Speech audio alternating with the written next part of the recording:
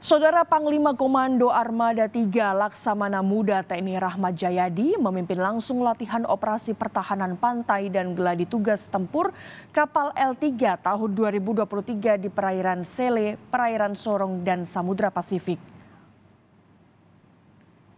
4 unsur kapal terbaik dilibatkan seperti KRI Teluk Wondama 527, KRI Layaran 854, KRI Albacora 867, KRI Gulamah 869, hingga pesawat udara dari Pusat Penerbangan Angkatan Laut CN-235. Latihan ini bertujuan mempertahankan dan meningkatkan profesionalisme prajurit dan mengukur kesiapan serta kemampuan unsur tempur. Pada latihan ini, Pangko Armada 3 juga dilakukan uji penembakan meriam howitzer yang digunakan sebagai senjata untuk menghalau musuh yang mencoba memasuki wilayah.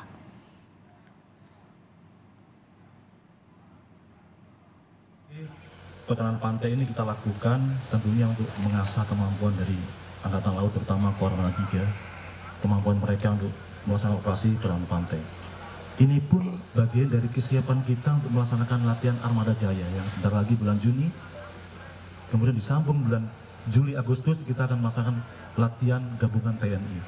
Ini semua akan kita lakukan. Nah, kita prepare atau persiapan dari awal untuk melaksanakan ini. TNI melibatkan 356 prajurit Jalasena dari Angkatan Laut.